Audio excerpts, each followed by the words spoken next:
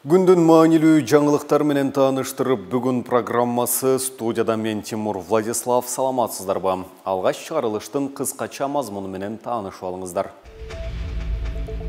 Айыптоочу, иликтөөчү журналист Болот Темировду өлкөдөн чыгарууну суранды. Баткенде жол кырсыгынан 8 адамдын өмүрү кыйылды. Кыргызстанда 29 000 гектар жер трансформация болду. Президент Садыр Жапаров 22 ноябрда Бишкекте Орусиянын тышкы чалгын кызматынын башчысы Сергей Нарышкин менен жолукту. Президенттин басма сөз кызматы анда коопсуздук тармагында эки тараптуу алакага байланыштуу пикир алмашуу болгонун билдирди. Садыр Жапаров белгилегендей, эки тараптуу алаканын жогорку деңгээлин сактоодо улуттук коопсуздук органдарынын кызматташуусу маанилүү роль ойнойт. Бул тиешелүү тажрыйба, маалымат алмашууга мүмкүндүк берет жана аймактагы коопсуздукту, стабилдүүлүктү камсыздоодо биргелешкен аракеттер менен умтулууну координациялоого көмөк көрсөтөт. Нарышкин өз кезегинде эки өлкө ишенимдүү өнөктөш экенин белгилеп, Борбор Азия чөлкөмүндө жана Евразия мейкиндигинде туруктуулук жана коопсуздук эки мамлекеттин бирдиктүү позициясынан көз каранды экендигин кошумчалады деп жазылган маалыматта.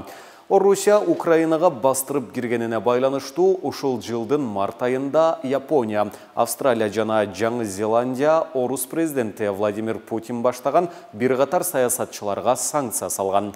Алардын арасында Нарышкин дагы болгон. Бишкек шаардык сотунда иликтөөчү журналист Болот Темировдун иши боюнча соттук отурум өттү.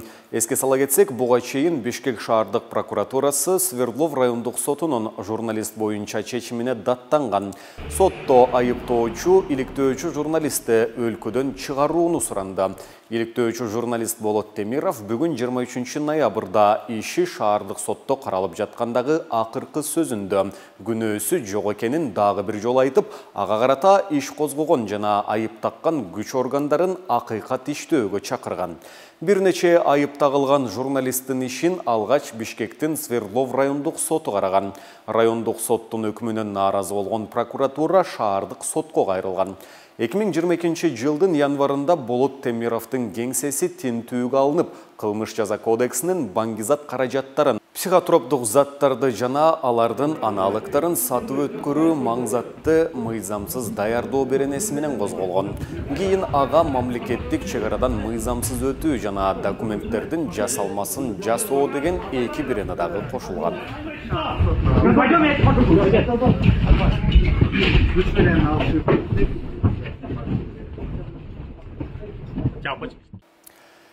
Жыйырма экинчи ноябрда Түркия парламентинин төрагасы Мустафа Шентап жогорку кеңештин төрагасы Нурланбек Шакиев менен жолугушуусунда ФЭТА уюму жөнүндө маселе көтөрдү. Бул тууралуу мамлекеттик Анадолу агенттиги маалымат таратты. Дос жана боордош өлкөлөргө ФЭТАга каршы эскертүүнү улантып жатабыз. Бул маселеде Кыргыз бийлигинин позициясына ыраазыбыз. Кызматташтыгыбызды улантууну каалайбыз, деди Шентап. Кийин Түрк парламентинин төрагасы Твиттердеги баракчасына Түркия кыймыл менен күрөшүүдө Кыргыз бийлигинен колдоо күткөнүн жазды. Кыргыз Республикасынын жогорку кеңешинин төрагасы Нурланбек Шакиев менен парламентте жолугуштук. Жолугушууда биз эки дос өлкөнүн ортосундагы мамилелердин жүрүшүнө канааттангандыгыбызды, ФЭТА террордук уюму менен күрөшүүдө колдоо жана кызматташууну күткөндүгүбүздү билдирдик. Нурланбек Шакиев Анкарада Кыргыз тарап буга чейин эле 2016 жылы 15 июлдагы төңкөрүш аракетин кескин айыптаганын, бул багытта эки өлкөнүн укук коргоо органдары иш алып барып жатканын билдирди. Кыргызстанда жер мунапыс алкагында бүгүнкү күнгө карата дээрлик 29 000 гектар трансформация болгонун бүгүн 23 ноябрда Бишкекте өткөн пресс-конференцияда айыл чарба министри Аскарбек Жаныбеков билдирди.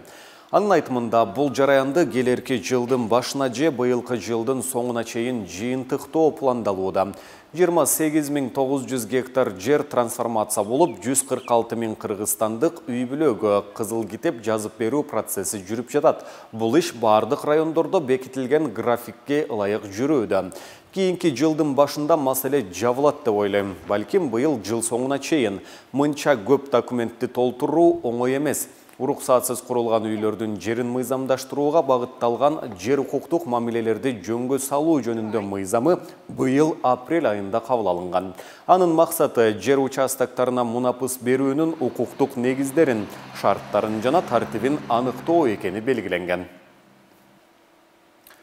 Баткенде жол кырсыгынан 8 адамдын өмүрү кыйылды. Кырсык 22 ноябрдын кечинде Ош-Разаков автожолунун 212 чакырымында болгонун Азаттыкка облустук жол коопсуздугун камсыз кылуу башкармалыгынан билдиришти. Баткен тарапты көздөй бараткан кичи автобус менен Ошко бараткан жеңил унаа сүзүшүп 5 адам ошол жерден, 3-өө ооруканага жеткирилип жаткан учурда үзүлгөн. Дагы бир адам облустук биргелешкен ооруканада оор абалда жатат. Милиция окуянын чоо жайын териштирүүдө.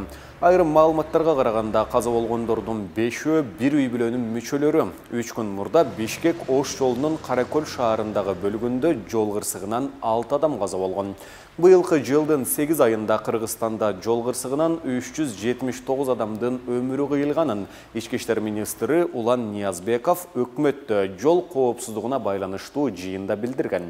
Министрдин айтымында жалпысынан бул убакыт аралыгында өлкөдө 4284 жол кырсыгы катталып, 6651 адам жараат алды. Былтыр январдан августка чейинки мезгилде 552 адам каза болуп, дагы 7215 адам жараат алган. Кыргызстандын энергетика министрлиги жана Орусиянын Росатом Energy Project акционердик коому менен кызматташуусу жөнүндө документке кол коюшту. Бул тууралуу министрликтен кабарлашты. Макулдашууга ылайык Росатом Кыргызстандын аймагында курулуучу Чакан атомдук станциянын техникалык экономикалык негиздемесин даярдайт.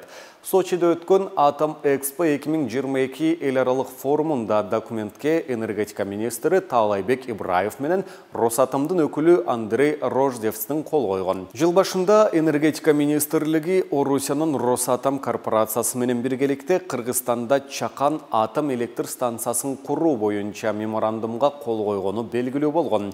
Азырынча курулуш жөнүндө кенен маалымат бериле элек. Мына ушуну менен бүгүнкү берүүбүздү жыйынтыктайбыз. Кийинки эфирлерден амандашканча сак саламатта туруңуздар.